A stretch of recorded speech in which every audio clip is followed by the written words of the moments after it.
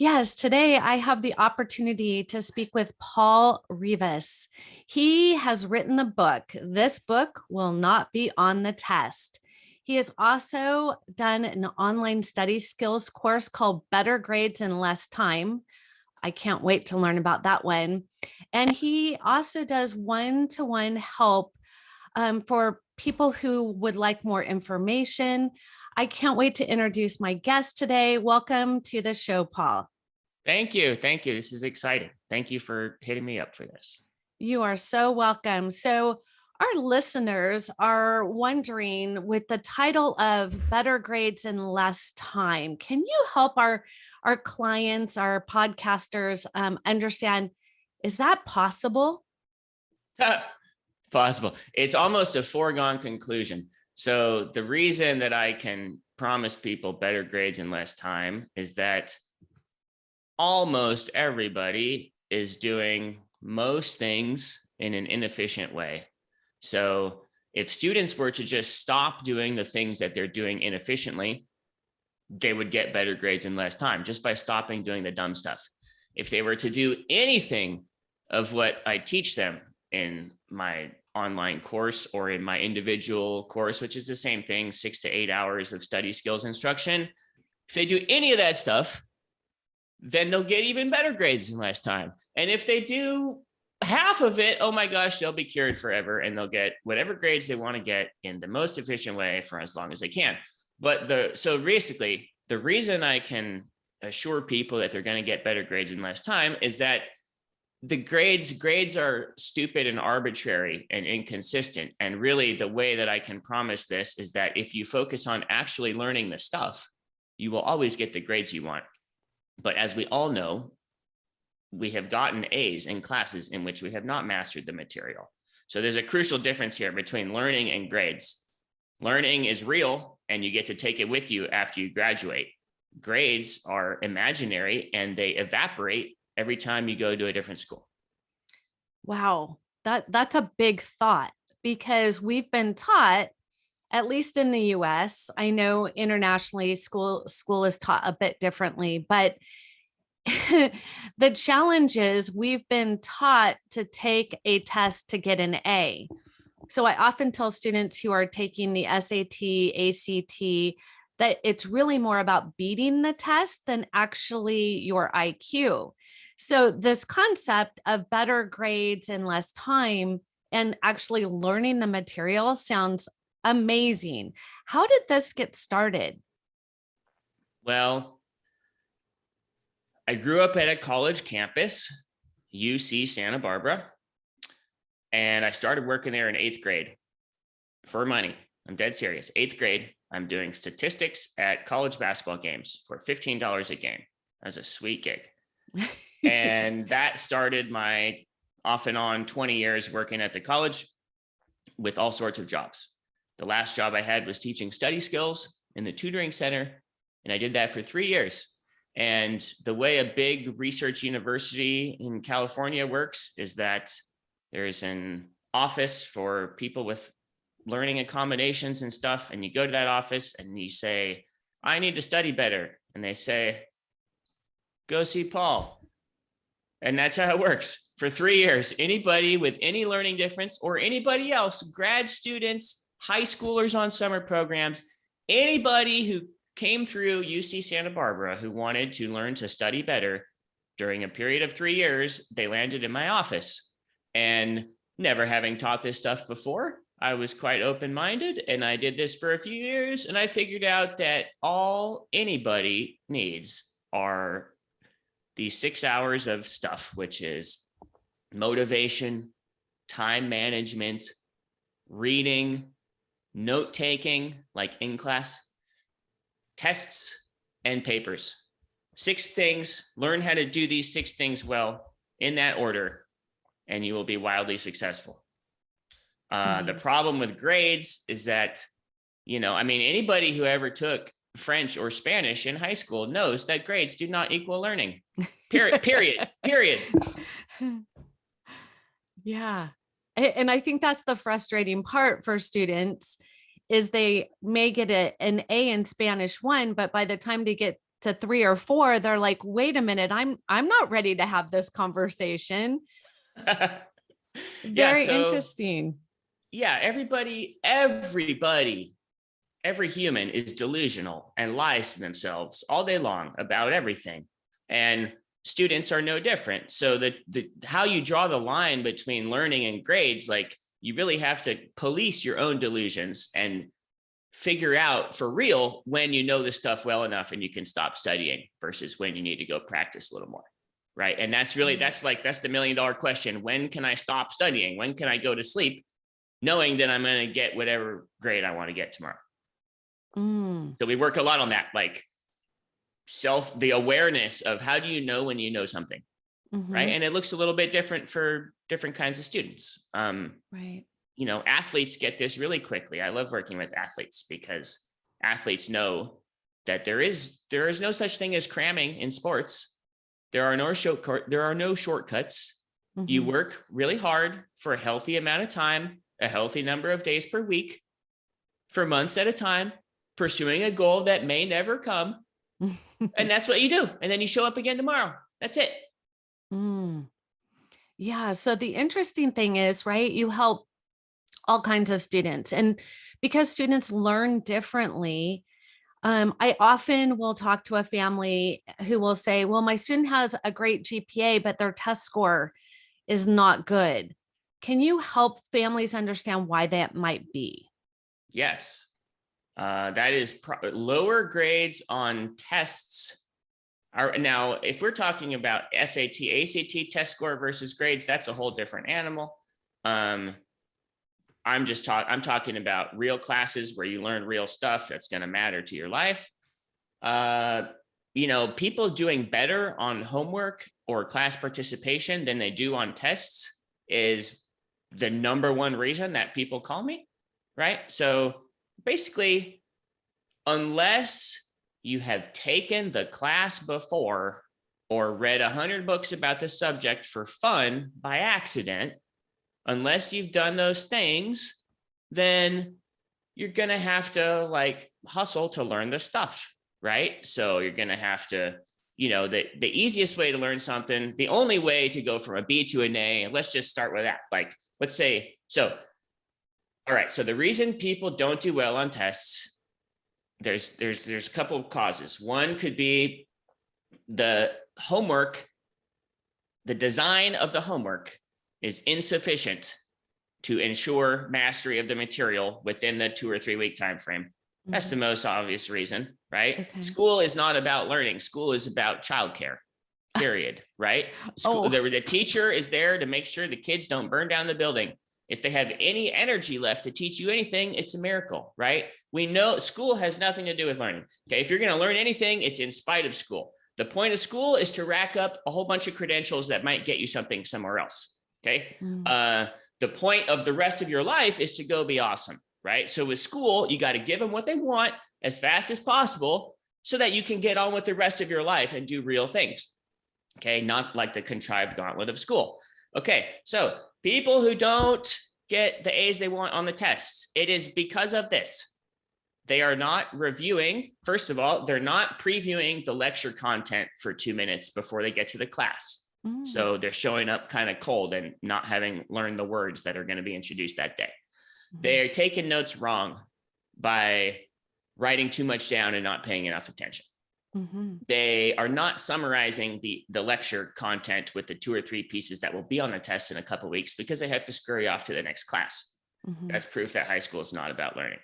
Then they do the homework too late in the day. They do the homework or the studying after dinner, after sports practice, and after dinner, when we know for a fact that nothing has ever worked.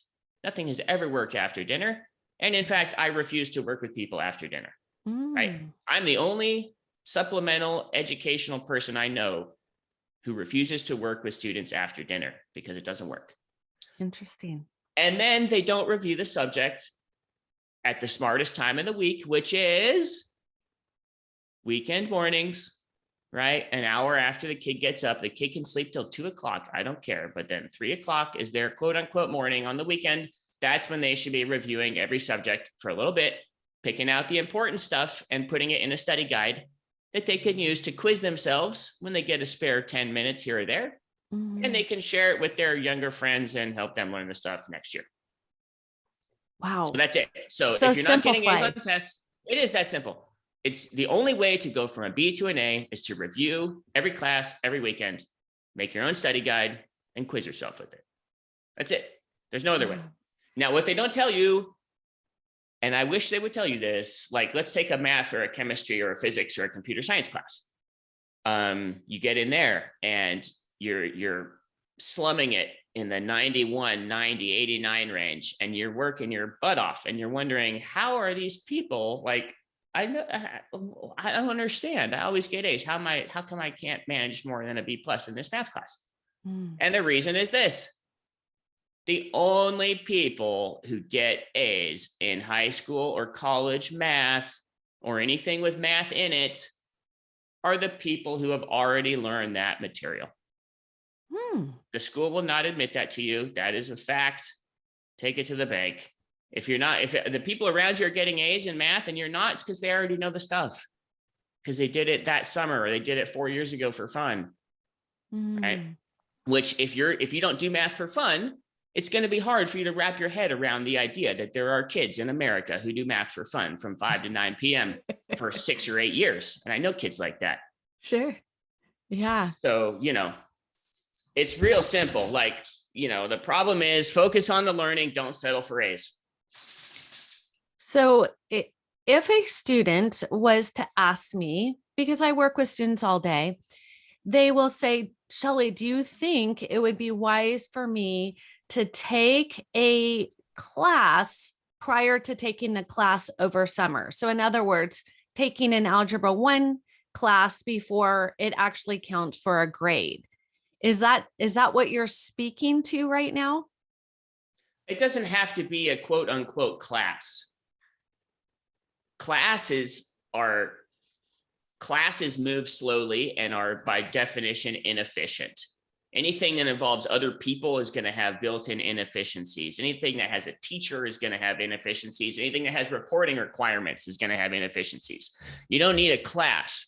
In the old days, my mom would bring home math workbooks that she'd get at the bookstore, and I'd do math all day out of the workbook over the summer. She brought home a typing book from the public library, and I had to type 2 pages a day on a typewriter, a real one, the summer before 6th grade, right? So it doesn't have to be a class, but practice, sure, and more kinds of exposure to the stuff, right? Like, it's not fair to expect any given teacher to be God's gift at explaining that subject. People get into professions for all sorts of funky reasons, right? Being a teacher, a high school teacher, is an impossible job. And if you're expecting something of your teacher, you're doing it wrong. Like, see your teacher as a human with an impossible job and don't expect them. It's not their, it might be your teacher's job to teach you math, but whose problem is it if you don't learn math? Right? So, like, you got to go in with a little bit of a motor and wanting to learn things. And not just, let's say you're in a class where you hate the subject. Okay, that's fine. But you have to know why other people like it, because the world is full of other people who like this thing, and you're going to have to deal with them. So, you don't have to love the subject, but you do have to know you have to have reasons for wanting to learn it. Now, taking a whole class ahead of another class, I don't know. I mean, I don't know about that, but nowadays there's a zillion ways that you can practice things on smaller time scales than like an hour a day, 5 days a week, right? It might not take that. And that's a really good point. Like, the glacial pace of instruction in American high schools means that if you give me a kid who's super smart, like, take any AP class in American high school, you give me a super smart kid, they can learn it out of the review book 5 times faster than a teacher can teach it to 30 people. Right? So like, it doesn't need to be a whole class, but definitely if you want an A in math or anything that has math in it, you better learn the math before you get there, or otherwise it's going to consume your life, which might be okay depending on what else you have going on. But if you have a lot going on, no one's got time for that. So thinking about the different students I have, and because I am a mother of 4, my children are all unique. Not all are motivated at the same level. So what if you have a student who may not be motivated to pick up the book over summer to get that jump start? What would be your recommendation to that parent? So the chapter in my book about unmotivated kids, and there is a chapter on every kind of kid, right? So this is the book. There's a chapter on every kind of kid. And I'm not kidding. Kids with no plan, kids with ill-conceived plans, kids who don't apologize or write thank you notes, kids who don't test well, kids who procrastinate, kids with ADHD, kids with slow processing speed, kids who blah, blah, blah, blah, blah, okay? Unmotivated kids. There's a chapter, unmotivated kids.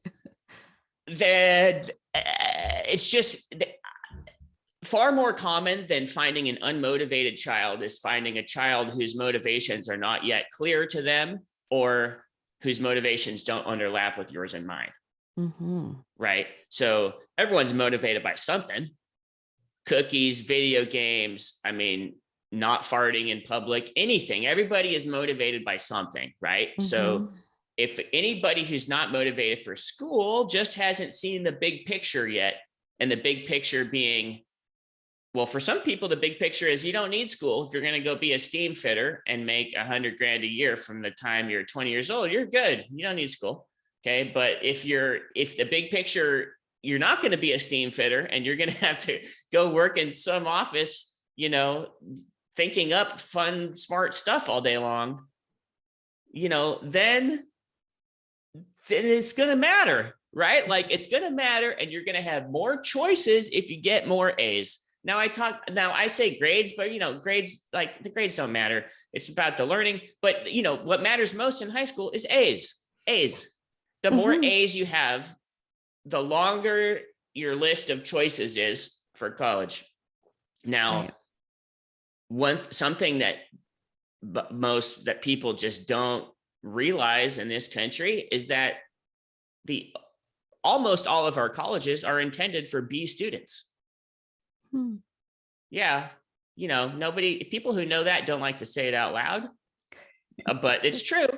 Go look at the colleges. There's about 50 of them who are going after high flying, smart kids. Every other college is just going after warm bodies. So, interesting. Like on the one hand, I'm banging on all day about just go get the A's because it's not that much more work. And guess what? You'll actually learn something. On the other hand, like America wasn't built on people getting A's. It was built on people graduating from college. And so, really like everybody, yeah.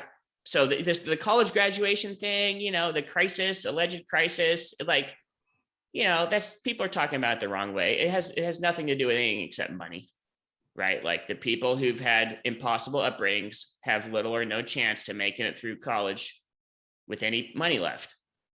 So you asked me like, so that is probably to me, the thing I care most about in the world is that people get out of college not owing money, or people get out of college and it's okay if you owe money if you're rich, right? So everybody should get out of college in a financially sound position, ready to pay rent in the cruel world.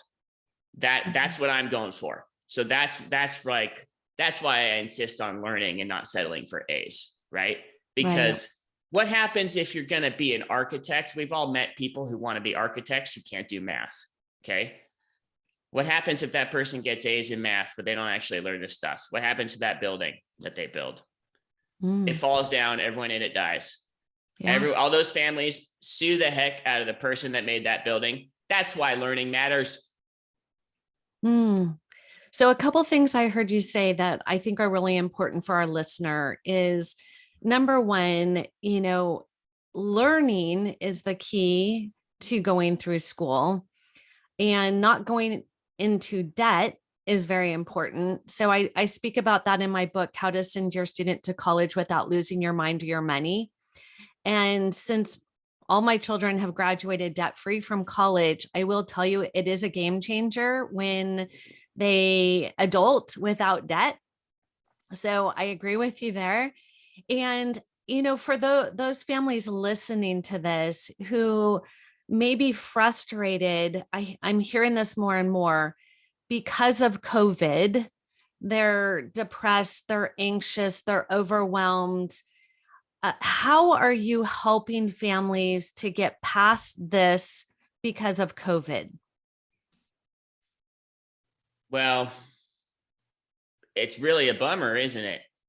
Like, what a crime against children, right? Mm-hmm. And this is, I'll tell you, it's especially painful if you live in the hood, like I used to. Oh my God, that is depressing. I can't think about it for more than 5 minutes without getting depressed. Like, nobody learned anything for 2 years. Everybody got dumber for 2 years. Mm. So the first thing is realize that it's going to take years and lots of elbow grease to make up that time, particularly in math and reading, right? So one thing I would suggest would be prioritize, and this sounds crazy because this is one of the big problems with low-income schools. They prioritize math and reading at the expense of everything else, and no one learns anything about the world, and they're focused on reading these impossible things. But the math gets harder every single week until you change your major or graduate. It gets harder every single week. So prioritize learning the math. Don't settle for your exhausted teachers' insufficient explanations or your, regulation strapped schools shoddy reporting. Make sure you learn the math and get back to reading for fun.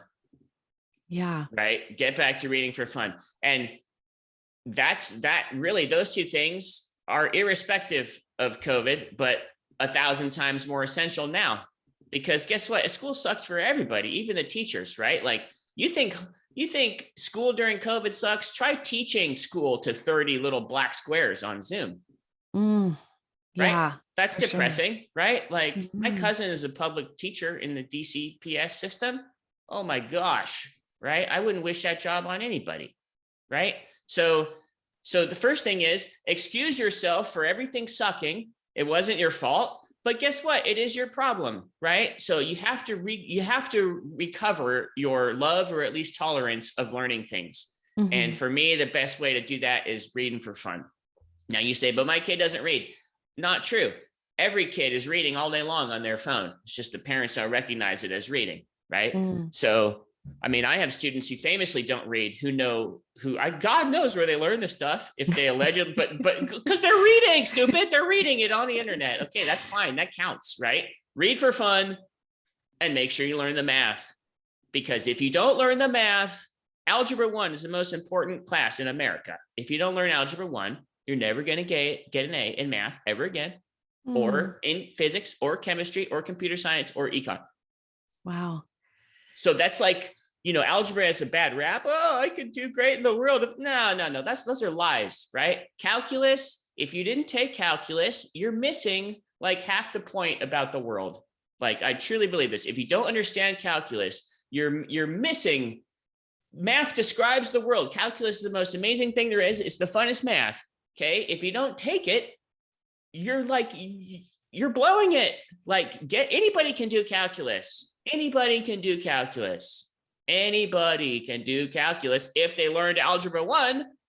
But guess what? You can only do Algebra 1 if you learn your frickin' times tables and fractions. I have a dear friend who is a math tutor. She makes her living fixing problems that developed in 3rd or 5th grade for math. Okay. All she does is she gets people who are middle school and high school who are having a hard time in math. She figures out, what did you not learn from 3rd or 5th grade? Let me teach that to you. Boom, fixed. So I ask all of my guests what they are passionate about and what they're an advocate for. I don't even need to ask you. I can see it, I can Yeah, feel it, yeah. I can hear it. And we are so grateful that you have been on this show. Now, before we wrap up, how can families get a hold of you? If they have this student who needs this type of help, what is the best way for them to reach you? They can email me. It's real simple. Paul at SmithRivas.com. Paul, Okay. me, Paul, the real guy. You email me, I will get back to you. You call me, I will answer the phone. You want to know what's up? I will talk to you for an hour and tell you what's up. And that has nothing to do with whether we work together. You're like, hey, blah, blah, blah, my kid, this. I'll tell you what's up with your kid. I'll tell you exactly what's up with your kid. It'll only take me about 40 minutes to give you every single thing you need to know about your kid. Right. Okay. And I enjoy that. It's fun. And I don't charge people for that. And that's why I get to be brutally honest, like I am. Right.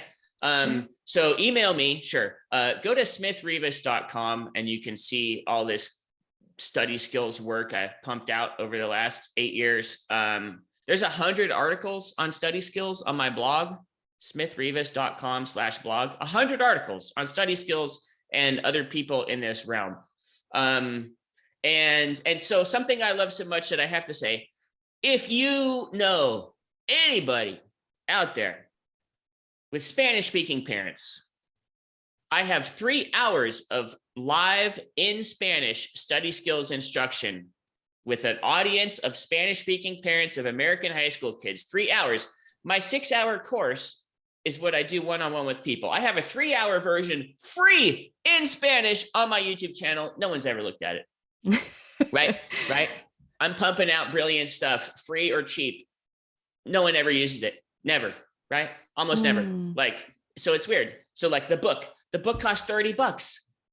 Do you want to pay $30 for the book? Well, most people would rather hire me at $275 an hour because some kids aren't going to read the book. Like you said, okay, so for that, there's an online course. It's only $500. You don't need me. Just go do the online course. No, my kid won't do that.